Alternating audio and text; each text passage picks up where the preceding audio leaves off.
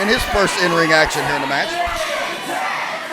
Kirk and Vandy actually no strangers to one another, but just as quickly as he got in the ring, Kirk tags back Ryan Vega into action. Now Vandy fighting his way out of the corner, but Vega with a knee. But we're talking about Vega. Sometimes it takes a change of scenery or attitude to really allow someone to develop and blossom. And I hate to use the pun blossom when referring to a member of the White Rose, but that's exactly what he has done since he joined forces with Day and Hollis. Now Kirk with a very impressive suplex on the 6'4" Mark Vandy, who has now been in the ring pretty much the whole way, needs to make a tag to either Tank, Corey Cox, or Mr. Sports Entertainment. Alexander S. Kirk with a rear chin lock on Mark Vandy. Kirk looks to have a bit of an old school strongman type vibe going on here. Tag made into Corey Cox, the J of Jay and Silent Bob of Empire Wrestling. That would be, I've called the Wild Stallions that, but it goes double, so for Live Wire Entertainment, side Russian leg sweep by Corey Cox. Going up to the second turnbuckle here. Corey Cox going for the elbow, but Matt Fortune out of the way and tagged back into Chip Day. Just like that, Corey Cox seemed to have things going his way, but all of a sudden now in trouble at the hands of Chip Day. Now Chip from outside the ring, grabbing that arm and just wrenching it, raking it over the bottom rope. Quickly getting back in the ring before Cox can make the tag. Back over the summer at the Empire Mega Event, crazy from the heat that the White Rose defeated Livewire Entertainment and Chris Gans in a six-man matchup, but the Strong Style Psycho Tank appeared after the match to clean house of the entire White Rose. Corey Cox having some bad flashbacks to that matchup as of right now. Clearly the feud between them is not over, and Tank just itching to get his hands on any member of the White Rose. Let's be honest, he wouldn't mind getting his hands on Alexander S. Kirk or Matt Fortune or possibly even Steve Dave. Tank just loves to fight. Beautiful single arm DDT by Ryan Vega. Rolls it over into a pinning combination, but Corey Cox up. The White Rose had the audacity to follow Tank to his home and attack him in his front yard. Most men that did that wouldn't live to tell the tale. I think Tank has been quite merciful on them, but they're still going to have to pay the piper. Now the freaking star, Matt Fortune, putting the boots to Corey Cox. He's been a former Empire Junior Heavyweight Champion himself. Now grabbing the arm of Cox, twisting it, and now into a hammerlock. Gonna pick him up from that position and take him down with a back suplex. Going for the cover. And look at the two. Interesting that there might be a bit of contention between Fortune and the members of the White Rose, because it was Ryan Vega who actually won the match that saw Fortune lose the Empire Junior Heavyweight Champion. It was a multi-man match. Vega actually beaten up from Tank previously, hid under the ring until the match was at its end. It was an open season invitational, so he came right in and stole the Junior Heavyweight title at the last second. So that's the kind of people you're dealing with here with the White Rose, and Mr. Sports Entertainment's getting tired of seeing his partner pummeled. Yeah, well, I'd get tired of seeing my partner pummeled as well, but Corey Cox in a world of trouble, so interesting dynamic on that side, but so far they seem to be all getting along. But tell me this, how many tassels does Mr. Sports Entertainment have on his ring attire? Do you know? At last count, I believe it was in the 2600 category, but that's just a pure speculation at this point. That's a lot of flair that man is walking around with. Several pieces of flair. many pieces of flair. But now trying to get the crowd behind him as Live Wire Entertainment. Now Cox formerly teamed up as the Wild Stallions with Chris Gans. Gans was injured, and so now has found a new partner in Mr. Sports Entertainment, who for a long time was not a favorite of the fans here at Empire, but I guess he just won them over like that goofy cousin everybody has that, you know, you eventually just can't help but laugh at him and you love him. Pretty much his antics just eventually won them over, no matter how ridiculous they would be. But Corey Cox finally able to get a bit of an opportunity to make a tag after that rolling forearm. Chip Day in La La Land himself. And the tag has been made. They were calling for Tank, but they got Mr. Sports Entertainment. He's not going to let him down. Big rump attack and a front attack. He'll attack you from the back, he'll attack you from the front, and oh, big choke slam on Vega. Tassels are flying everywhere, but here comes Matt Fortune attacking Mr. Sports Entertainment from behind, and Vandy with that big boot. Big axe kick, almost Bruiser Brody-like, and now Tank has finally been tagged in the ring, and Alexander S. Kirk may be wishing he stayed home. Tank dumps him across over the top rope onto the pile of humanity on the outside, and now, no way, Tank is going to go and do a dive on the outside. This is something I don't think I've ever seen before. You got a 6-car pile up on the floor. Here comes Tank, gonna go! Oh, no, he's psyching him out, but wait a second, Mr. Sports Entertainment. Tank attempted to assist there. Mr. Sports Entertainment, a little too much to get over, so he just did it on his own. But we knew Tank probably not going for the big dive. Another White Rose waiting right there. Tank took his sights off of his enemies, and it cost him double super kick. And Tank kicked out. Kicked out at 2, but that is the signature move of the White Rose. They use it as a triple team maneuver. We've also seen Corey Hollis use it to win both of his matches so far in the tournament, but now it's a 1-on-2. Tank fighting off both members of the White Rose. Oh, beautiful knee.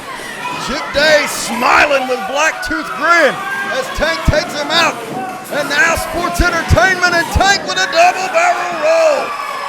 Whoa, both men going head on into their opponent, and now choke breaker by Tank on Chip Day, gets the victory. Has to be a measure of revenge there for Tank. Guys still brawling out on the floor, but Tank getting the win for his team and a measure of personal revenge as he pins a member of the White Rose, but now wait, Steve Dave's in the ring. Uh-oh. I have a feeling the hemorrhoid is about to get lanced. Well, now Tank just hits Matt Fortune. Now Grant is going to go for a chokeslam. No, he just shoves him down. Now I think he's going to pick him up and go for a chokeslam. Up and down goes Steve Dave. It ain't pretty, but it's effective.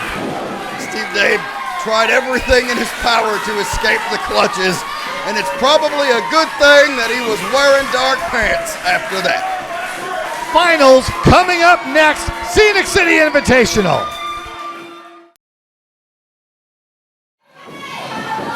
Introducing first, weighing in at 201 pounds from the House of the Rising Sun, Jimmy Ray!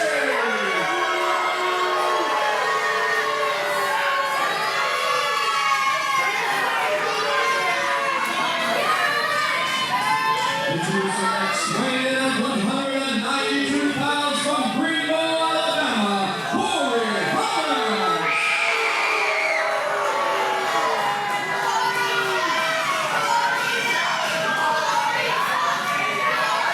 Introducing next, weighing guard near 400 pounds from the deepest, darkest jungle, Pogo Kong!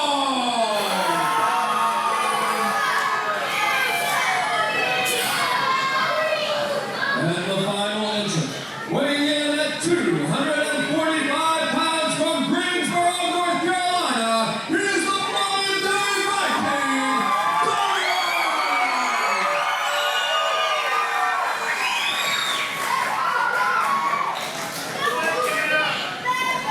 And it all comes down to this. This is what we've been waiting for. This is the finals.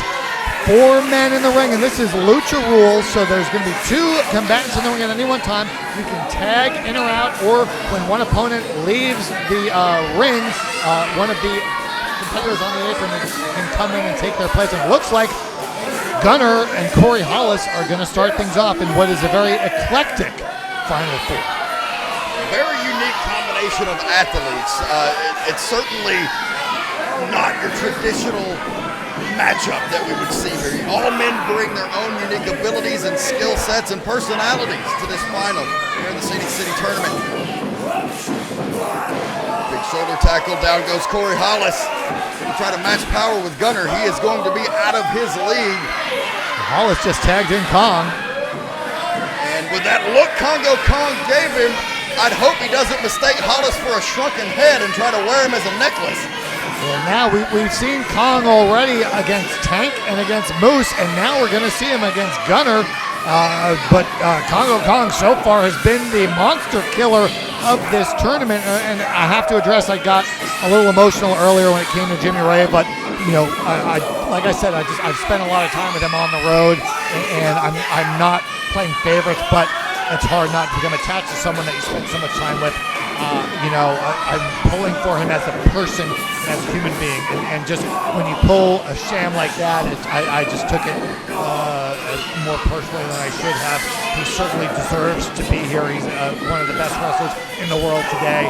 All four of these guys have incredible resumes, and whoever wins this thing clearly will have earned it and clearly deserves it.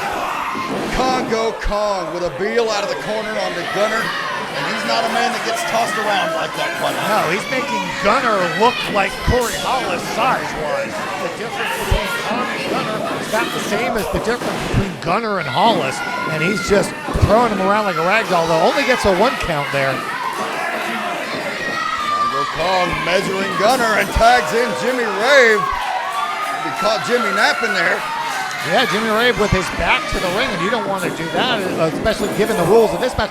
But just that quickly, Jimmy Rave rolls across the ring, takes Gunner across the ring, and tags in Hollis. Rave's biggest offensive weapon has been his mind on both nights. And if he's shown, he set the precedent in that last match. If he's going to go to those links, what are these other guys going to do now? Look at the power of Gunner. Big power slam on Corey Hollis. Hollis kicks out, but barely. Well, you know, this tournament features 16 incredible wrestlers, but we've seen a lot of chicanery, not just from Jimmy Rave, but also from Corey Hollis. Christian Haim attempted to use a chair in the first round, so really these guys are going to do whatever it takes. But right now, we've got Congo Kong against Corey Hollis. Corey Hollis, run for your life, kid! Look out! Hollis between the legs of Congo Kong with his quickness, trying to avoid becoming Kong's next meal. I don't know what Corey Hollis can do, and wicked headbutt from Kong has Corey Hollis in a world of hurt. Kong lifts him back up, whips him across. And again, the body splash there, just right in the middle of the ring. Lateral press. Corey Hollis kicks out. I don't think they have anybody quite like Congo Kong in Greenbow, Alabama. Corey Hollis absolutely in trouble now, though. Hugging Jimmy Rave. We mentioned earlier, Hollis, a former member of the Jimmy Rave approved stable, used him as a mentor, but now makes the tag, and just like that, Jimmy Rave now has to get in the ring with Congo Kong. Jimmy Rave and Congo Kong, the first time this matchup has happened to my knowledge. A bit of a dream match if you're a fan of independent wrestling. Talk about a clash of different methods and styles. Didn't want to use the term styles clash for obvious reasons, but he's trying to shake Congo Kong's hand. Always the best way to reason with a cannibalistic savage is diplomacy, of course. History has shown us that is the best way to deal with crazed lunatics. Kill them with kindness. Congo Kong muscles Rave into the corner and throws that big ham hock of a forearm down across Rave's chest. Rave looking for a tag, but nobody home. Both Gunner and Corey Hollis on the floor. We should mention that Brandon Bailey is calling the match in the ring, but also referee Tristan Michaels is on the floor to help enforce the rules of this four-way finals. Kong with another Beal, this time on Jimmy Rave. He weighs even less than Gunner, so he went even further. Again, Rave looking to get out of there, but no one home. And Zagiri by Rave at least stuns the big man. See if Rave can follow it up now, going for some forearms. Stunning Kong, but not really doing much damage. Now going to try and whip him across. Can't quite do it. That's 400 pounds. And all 400 of it right there, squishing Jimmy Rave in the corner as he falls face first on the mat and exits the contest. Corey Hollis taking it on himself to become the legal man. There you go. That's what you got to do, Corey. Get on him. Get him. That's right. Get him. Hit him. That didn't go too well. And the scrappy-doo of the Scenic City Invatational, Corey Hollis jumping on the back of Congo Kong. And, you know, we are kind of making fun of the size disadvantage, but let's not forget Corey Hollis, a finalist in the Super 8 tournament this year, one of the most prestigious tournaments of this type in the world, beat BJ Hancock in the first round, and BJ is not a small man at all, so he has good experience against big men, but nothing like a man the size of Congo Kong. Not at all. And Kong, again with the power on display. A body slam with extra oomph. Just tossing him across the ring. Toss him all the way across the ring. We talked about Gunner having won a tournament, the TNA Classic. Congo Kong has actually won 2 tournaments. We mentioned the Heroes and Legends tournament. He also won an X8 tournament, defeating Davey Richards in the finals. So he's got victories over a lot of very well-known, nationally known wrestlers. But now Gunner and Corey Hollis getting it on in the ring, slowing things down a bit. These two have been very familiar with each other. Haven't had a host of singles matches, but they've shared many locker rooms and are on diametric opposite sides when it comes to their philosophy in terms of professional wrestling. Corey Hollis has a lot to prove. He's got a big chip on his shoulder in this matchup. He is the smallest man, and if he walks away the victor here tonight, he's going to be shutting a lot of mouths, ours included. And good for him if he does, although the way Gunner's tossing him around, I don't know if that's going to happen. But really, all 4 men in this match have something to prove. Corey Hollis, because of the size, is often overlooked. Gunner, like you said, everyone sort of labeled him as a can't-miss prospect, and while he's had his successes, a lot of people feel he's fallen short of what he's truly capable of. Jimmy Rave trying to complete the comeback of all comebacks, and Congo Kong, a 17-year veteran of the sport, has really only for the last few years been making a name for himself. So all 4 of these guys, whoever wins, is really going to prove that themselves. And all 4 men, just by getting to the finals of this tournament, have proven they belong, but now one of them is going to make a statement and make the next step. And Gunner now taking down Jimmy Rave, flipping over on top of him, and see Jimmy Rave trying to grab the leg, the foot of Gunner.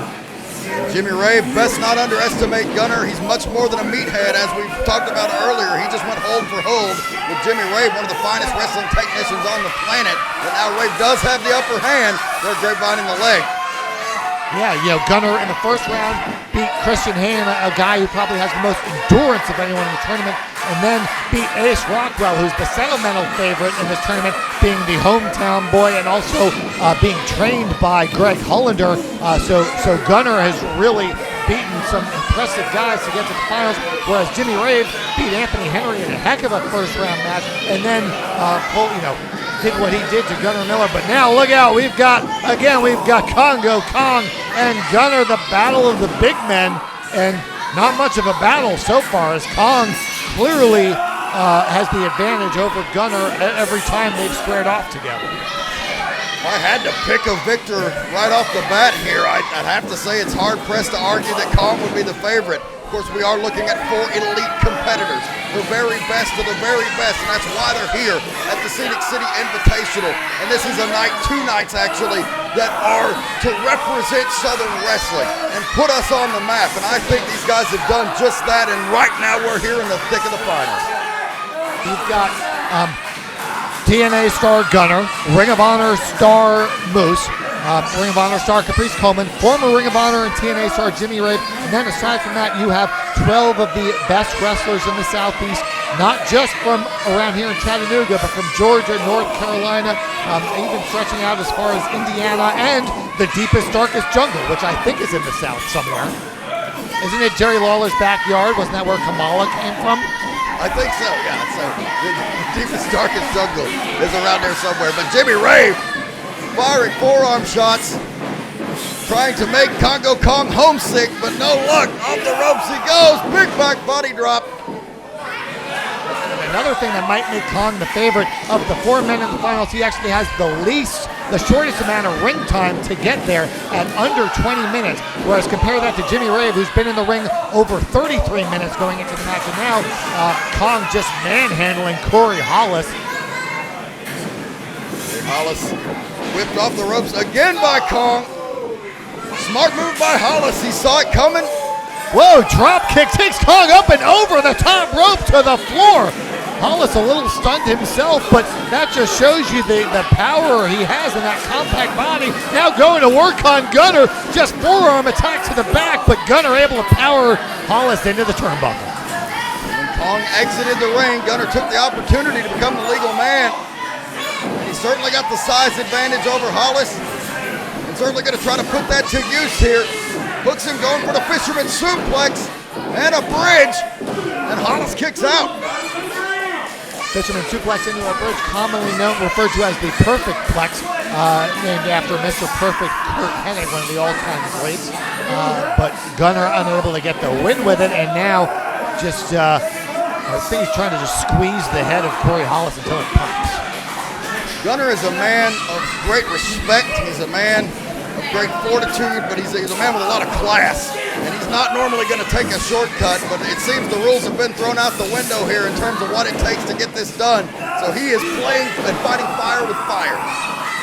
Why wouldn't you? After seeing what Corey Hollis and Jimmy Rave did to get to the finals, turnabout is fair play, but right now, Jimmy Rave attacking the left leg of Gunner.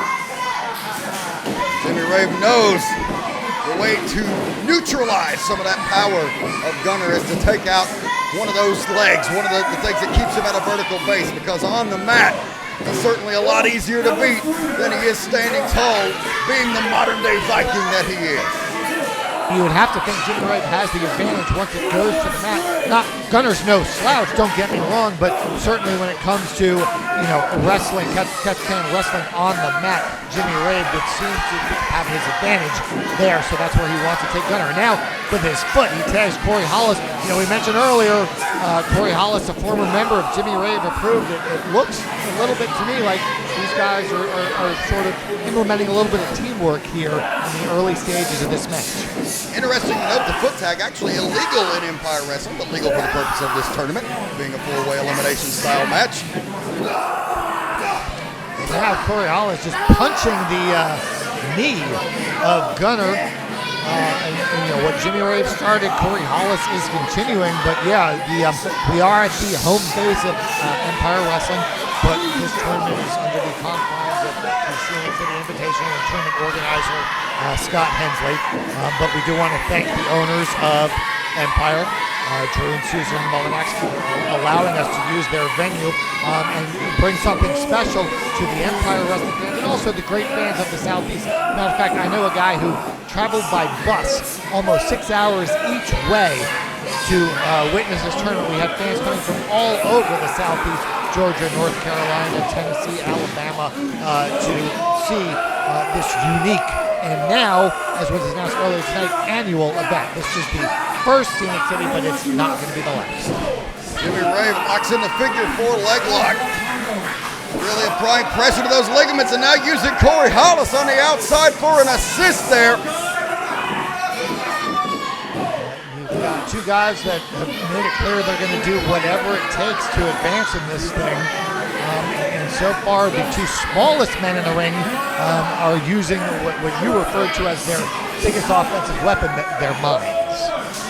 And it's been very successful here. Jimmy Rave knows a guy with legs like Greek Colosseum pillars, like Gunner, you've got to take every advantage you can, because you're going to end up like that if you don't. Gunner reverses the figure four, and now those extremely powerful legs are crushing Jimmy Rave, but Corey Hollis right there to break it up. Yeah, Corey Hollis just came in, again, like I said, these two are clearly working together, and we're now 15 minutes into this match. All four men still in it. This is a lucha rule, so it's elimination style, and only two men in the ring at any one time. And now Hollis continuing the attack on that left leg of Gunner. Gunner going for the tag on Kong. Can't quite make it. Hollis goes for cover, only gets a two. Hollis with some unique offense. They're actually DDTing Gunner's legs. And now going back to the half Boston Crab. Half crab here. You see the expression on Gunner's face, in a lot of pain and pretty far from the ropes. He's gonna and Hollis trying to pull him back to the center. Gunner with a handful of hair, I think. Gunner measures Hollis and socks him right in the jaw. And that's enough to break the hold, and a big elbow. Hollis goes down and out of the ring, and now it looks like there is a bit of teamwork or collusion possibly going on. Oh yeah, Hollis realized he was in trouble, and instead of having to worry about making the tag, he just rolled out of the ring, and under the rules of this match, that enabled Jimmy Rave to come in and take over.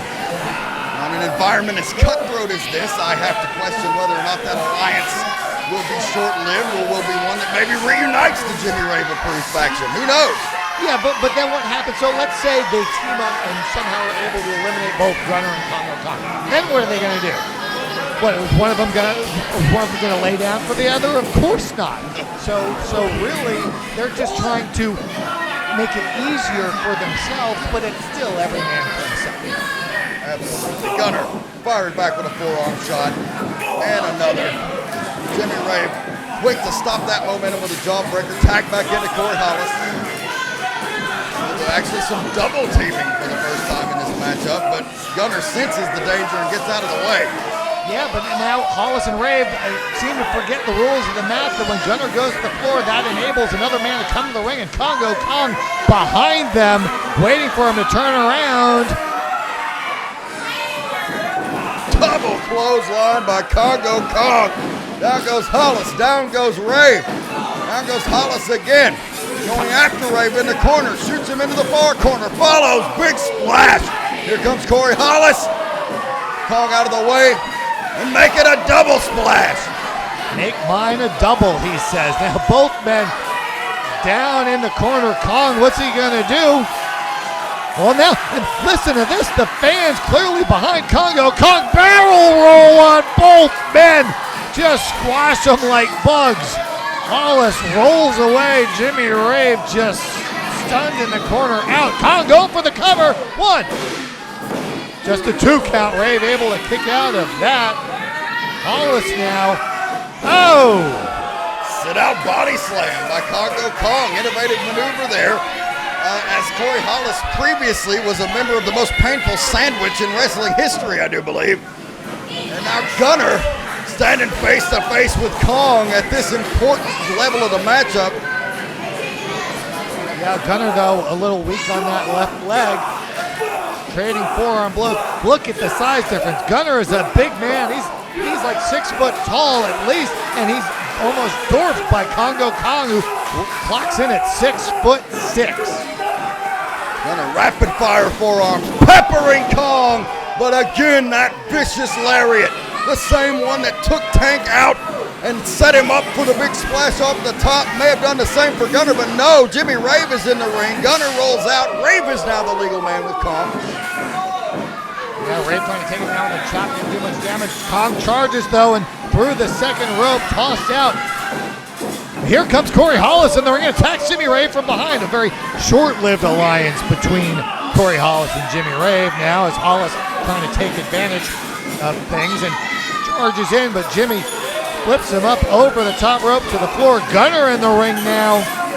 Jimmy Rave quickly lifts him, puts him up on the top turnbuckle, chops him. Looks like he's gonna go for a superplex. Look, wait a second, but Congo Kong climbing up to the top rope too. What's gonna happen here? Jimmy Rave now has Gunner superplex, and wait a second, Congo Kong off the top on Jimmy Rave! The same splash that quickly eliminated Moose and Tank, but Jimmy Rave able to get out of the ring, and that was the only thing that saved him. Corey Hollis now the legal man. 20 minutes into this match, and a choke slam coming on Hollis by Congo Kong. Jimmy Rave out on the floor. Gunner still down after that superplex, and now Kong going up top. We've seen him with a splash off the top. We've seen him do a Hurricane Rana off the top. No, he's not. No. Congo Kong sold, but Hollis out of the way. 400-pound man misses a moonsault, and Gunner's right there to capitalize. Big knee to the face, hook the legs. We have our first elimination. Whoa, Congo Kong missed the moonsault, and it led to him getting eliminated as Gunner hits that knee and takes out Congo Kong. 1 down, 3 left. Will it be Gunner? Will it be Corey Hollis? Will it be Jimmy Rave? I think Jimmy Rave is still out on the floor from the effects of that splash, and now Hollis going right to the leg of Gunner. Hollis quick on the attack. I would be remiss if I did not mention how impressed I think everyone here was with Congo Kong. Just an amazing performance over 2 nights. What a beast. But now he is the first man eliminated. So we're down to 3 with a big European uppercut by Corey Hollis. And he is laying it to Gunner, but Gunner giving it right back to him. Gunner fighting back, but drop kick to that leg of Corey Hollis, signaling to Jimmy Rave to get him. And now Hollis rolls out of the ring. Jimmy comes in. Gunner fires back with a shot to the midsection, stopping Jimmy Rave in his tracks. And now Gunner may have to contend. Gunner goes for the leapfrog there, but the knee gave out. The knee gave out in the middle of it, and he collapses in a heap on the mat. Yeah, it looks like landed awkwardly after jumping awkwardly, and Jimmy Rave now needs to capitalize on that. Goes for a cover. Gunner kicks out at 2. And now Gunner in trouble. I think Jimmy Rave's still in trouble. I think the guy who's still got the most left in the tank is the one that's out on the floor, and that's Corey Hollis. Dragon screw leg whip by Jimmy Rave. Onto that injured knee, turns it back over into a half Boston, and sits down. But notice the size of the legs of Gunner. Jimmy Rave having a lot of trouble getting the torque on it, getting it really wrenched in. Yeah, he also needs to really try and pull up on it to also extend the lower back of Gunner. Now Gunner trying to fight his way over to the ropes. Jimmy Rave trying to grab both legs, but Gunner able to make the ropes, and that's going to force a break as Brandon Bailey right on top.